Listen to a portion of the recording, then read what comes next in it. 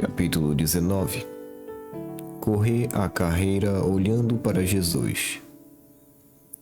Leia Hebreus capítulo 12, versículos de 1 a 4. Em nosso estudo de Hebreus, chegamos agora ao capítulo 12, versículos de 1 a 4. Você deve se lembrar que os leitores da carta eram judeus que haviam se convertido ao cristianismo, mas estavam agora pensando em desistir de tudo e voltar ao judaísmo. Diversas vezes, o apóstolo os desencorajou e advertiu que, se o fizessem, estariam perdidos. O Senhor Jesus Cristo é singularmente superior em tudo que é e faz. Aqueles que o rejeitam só têm um destino: as trevas exteriores. O único caminho seguro para um cristão professo é perseverar, continuar, andar sempre em fé. Aqueles que possuem fé genuína vivem e morrem pela fé. Nada pode extingui-la. Isso foi ilustrado pelo apóstolo no relato sobre numerosos homens e mulheres mencionados no Antigo Testamento. E é o que está na mente dos leitores quando chegam à palavra, portanto. Ou seja, à luz do que acabei de falar, tenho mais uma coisa a dizer. O que ele disse consiste em um relato vívido e 3 regras. Primeiro, um relato vívido. No capítulo 12, versículo 1, estamos nos Jogos Olímpicos em um gigantesco estádio cheio de gente. As corridas estão acontecendo. Assistimos aos atletas darem voltas na pista repetidas vezes. Nos dias de hoje, veríamos todos tirando seus agasalhos e ficando com o que estavam embaixo, seus mínimos uniformes de corrida. Mas não é hoje. Estamos no 1º século depois de Cristo. Se o atleta corresse de cinto, o peso impediria seu progresso. Ele tira o cinto. Se corresse de capa, logo ela o envolveria e faria tropeçar. O atleta desvenhaçaria a capa. Na verdade, os atletas do 1º século corriam sem a mínima roupa. Nada havia para atrapalhar. Corrida após corrida se desenrola. Cada uma delas é longa e difícil.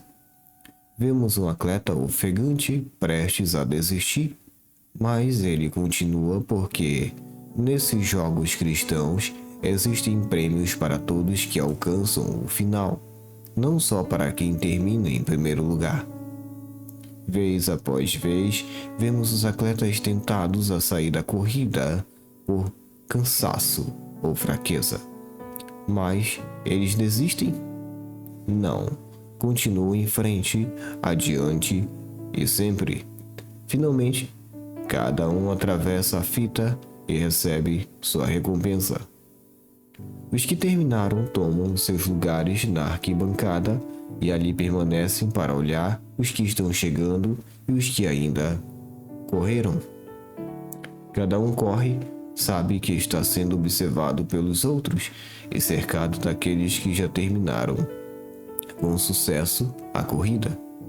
Isso nos impele a correr melhor, completar a corrida e jamais desistir, a fim de que também recebam seu galardão. Sabem que não enfrentam nada que os espectadores não tenham enfrentado. Se continuarem correndo em frente, sabem que experimentarão aquilo que os outros agora estão desfrutando. Isso é certo. Agora é a nossa vez de enfrentar a pista. Todos estão olhando para nós. Só nós estamos correndo, ninguém mais. É como se todos os que viveram e morreram na fé estivessem nos observando, como está aquele que nos escolheu para a corrida, que a correu com perfeição e agora está na linha final, aguardando nossa chegada. Devemos desistir. Nós que só enfrentamos dificuldades pelas quais outros já passaram? Fraquejaremos? Vamos abandonar a pista, desistir e ir embora? Faremos na corrida em que formos inscritos?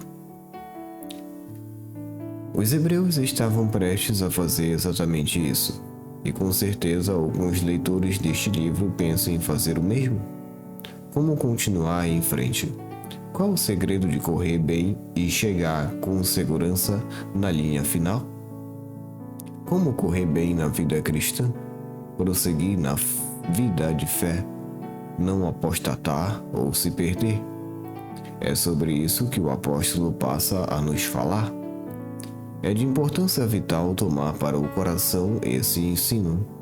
Estes 3 versículos seguintes mostram a diferença entre continuar para entrar na glória eterna e desistir e perder-se eternamente. Segundo, 3 regras.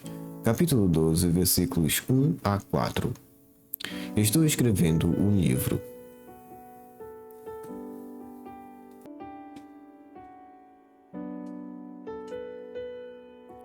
Se ao invés disso estivesse pregando numa congregação, eu olharia nos olhos de cada pessoa e as desafiaria solenemente a ouvir a palavra de Deus nestes versículos e fechar os ouvidos àquilo que outras vozes dizem.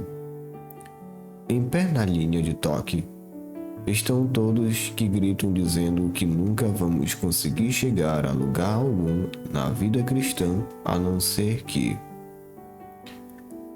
adverte-nos energeticamente que nenhum progresso verdadeiro virá a não ser que sejamos batizados pelo Espírito Santo, ou a não ser que recebamos a plenitude do Espírito, ou a não ser que sejamos plenamente consagrados ao Senhor, ou experimentemos um reavivamento, ou passemos por uma crise em que morra nosso velho homem, etc.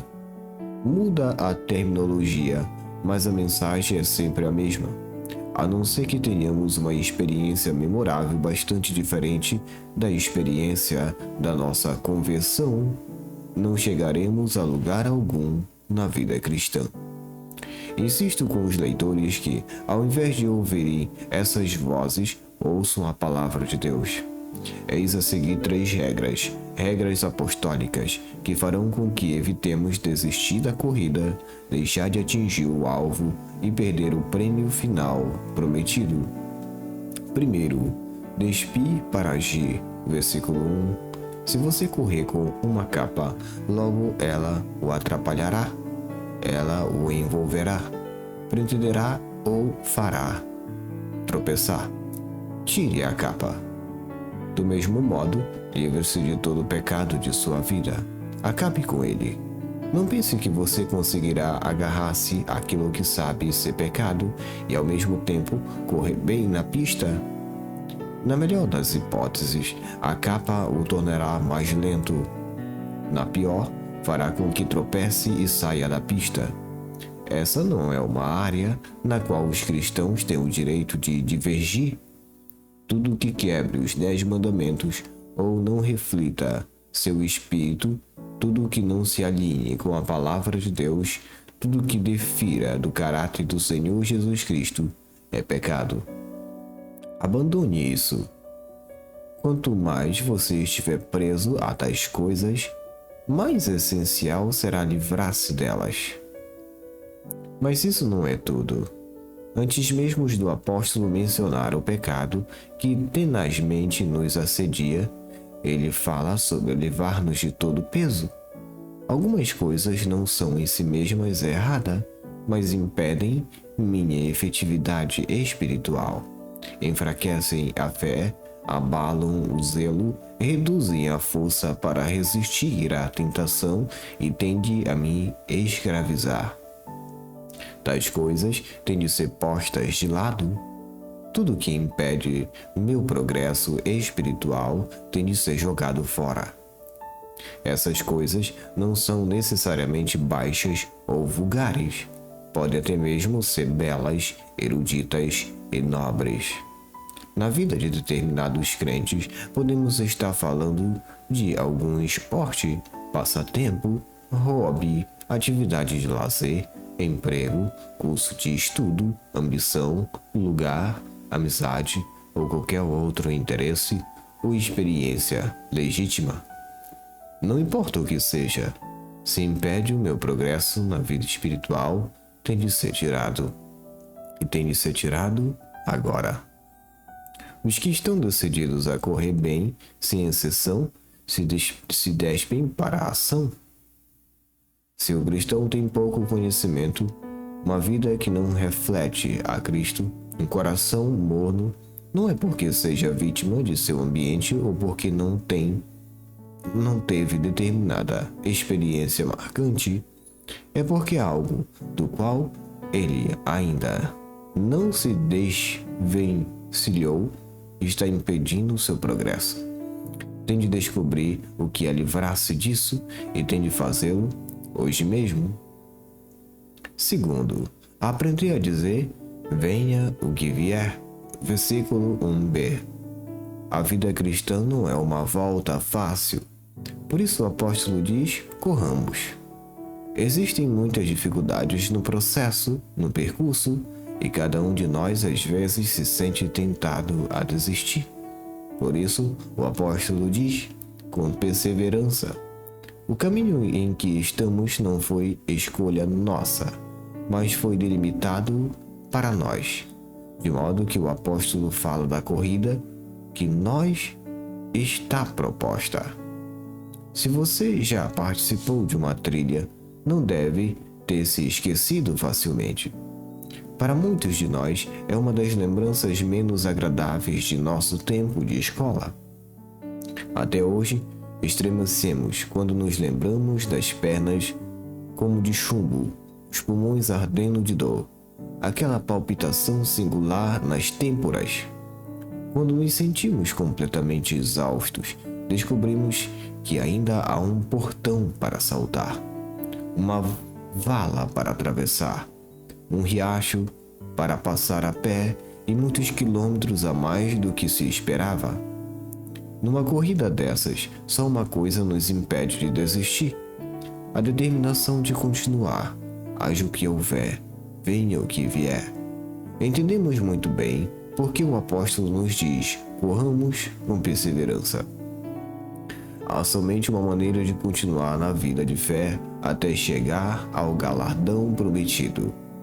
É o estado de espírito que diz: não importa o que acontecer, ou que me sinta, se estou só ou tenho companhia. Ainda que riam de mim, ainda que me custe tudo, continuarei em frente, venha o que vier. E você vai conseguir receber a força que vem do alto. Tal determinação significa negar a si mesmo, tomar a sua cruz a cada dia e seguir a Jesus. Terceiro, olhar para Jesus e considerá-lo no versículo 2a, 3a. Nesta terceira regra, o apóstolo está cada vez mais dizendo o que ditou em toda a sua carta. Seus leitores estavam sendo tentados a voltar ao sacerdócio do Antigo Testamento, aos sacrifícios, ao tabernáculo. Então ele mostra que o sacrifício e o tabernáculo de nosso Senhor Jesus Cristo é infinitamente melhor. Se fixarem nele seus olhos, vendo-o com clareza, jamais desejarão voltar àquela outra coisa. Hoje em dia, todo cristão é constantemente bombardeado por mensagens e influências que anunciam a atração de sua vida sem Cristo.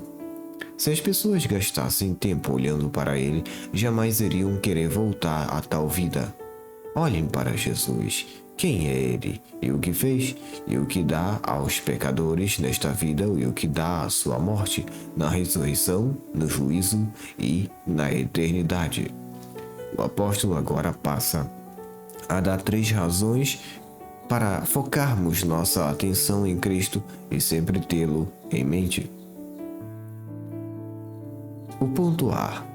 Nossa fé vem dele e por ele é sustentada até o fim. Versículo 2a. Já faz meio século que saí da escola, mas minhas lembranças de Tom Crape ainda continuam vívidas. Ele passara muitos anos de sua vida atuando como um sargento instrutor do exército, garantindo que suas tropas estivessem apresentando sua melhor forma física. Na minha idade, passou a ser professor de educação física, impondo padrões militares aos meninos adolescentes. Nunca permitiu que fizéssemos alguma coisa fácil. Cada lição era dura e, às vezes, nos levava às lágrimas. Contudo, nós o amávamos até os ossos. Tom Crape nos escreveu em longas corridas, mas em vários pontos do caminho ele aparecia nos lugares chaves para nos instigar a continuar. Até hoje não sei como ele conseguia. Não somente isso. Quando nos aproximávamos da linha final, lá estava ele a nos estimular, encorajar nos últimos metros, esperar com boas-vindas por nós na chegada e nos dar os parabéns quando terminávamos. Para ele, nós corríamos bem. Como eram diferentes outros professores de ginástica que nos inscreviam nas corridas, nunca apareciam durante o percurso e estavam ausentes no final. Depois dessas corridas, vagávamos sozinhos pelos vestiários, atuadidos, exaustos e desanimados. Nenhum de nós tinha corrido bem.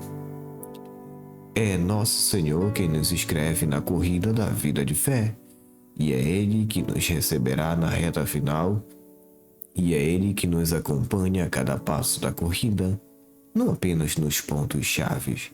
Olhe para Ele em sua palavra, considere a Jesus em detido pensamento e meditação. Os que o buscam, focados nele e ouvindo sua voz, sempre correm bem.